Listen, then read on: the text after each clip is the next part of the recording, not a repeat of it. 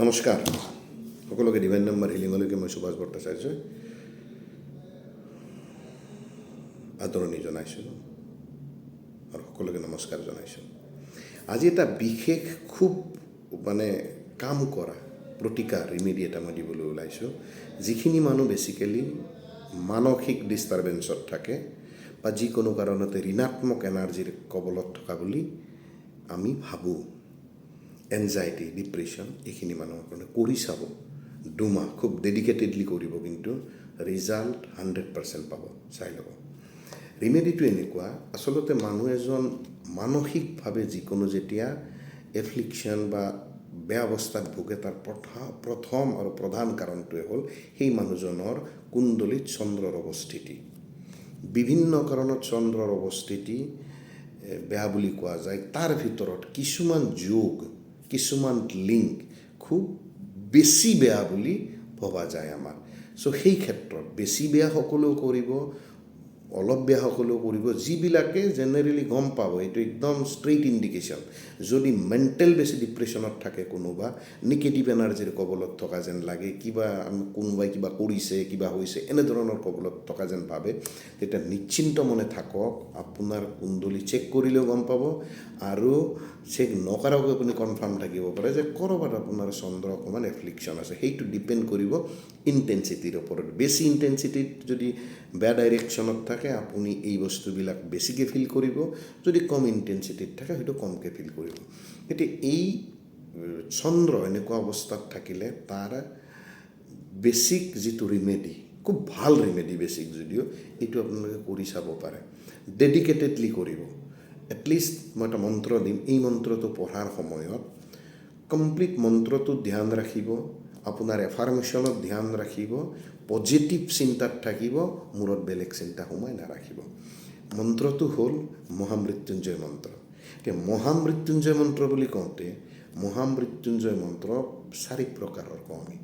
Normal Mahamrityunjay মন্ত্ৰ এটা আছে, ওম ত্ৰম্বকম যজামহে সুগন্ধিম পুষ্টিবৰ্ধনম উৰ্বাৰুকমেৱ বন্ধনাৎ মৃত্যুৰ্মুক্ষীয়মামৃতাৎ, যিটো আপোনালোকে শুনে, আমি ছ'চিয়েল মিডিয়া বা ইউটিউব চবতে শুনো। ইয়াৰ উপৰিও 3 ধৰণৰ আৰু মহামৃত্যুঞ্জয় মন্ত্ৰ আছে। সেই 3 ধৰণৰ ভিতৰত এটা হ'ল 48টা বৰ্ণৰ, 48 অক্ষৰ। এটা আছে 52টা বৰ্ণৰ, আৰু এটা আছে 62টা বৰ্ণৰ। ইয়াৰ ভিতৰত শাস্ত্ৰীয়ভাৱে কোৱা হয়, বা ভাল ডাঙৰ পণ্ডিতবিলাকে, বা মই যিখিনি মোৰ সংস্পৰ্শত থকা ভাল ভাল পণ্ডিত বা গুৰুজী, তেওঁলোকৰ লগত কথা পাতি কৈছোঁ, 52 বৰ্ণৰ, 52 বৰ্ণৰ যিটো মহামৃত্যুঞ্জয় মন্ত্ৰ, সেইটোৱে এই ক্ষেত্ৰত যথেষ্ট ভাল কাম কৰে। সেই মন্ত্ৰটো মই ইয়াত গাই দিছোঁ, কাৰণ প্ৰনাউন্সিয়েশ্যন শুদ্ধ হোৱাটো খুব দৰকাৰ। লগতে মই ওপৰত লিখি দিম, আপোনালোকে চাই ল'ব।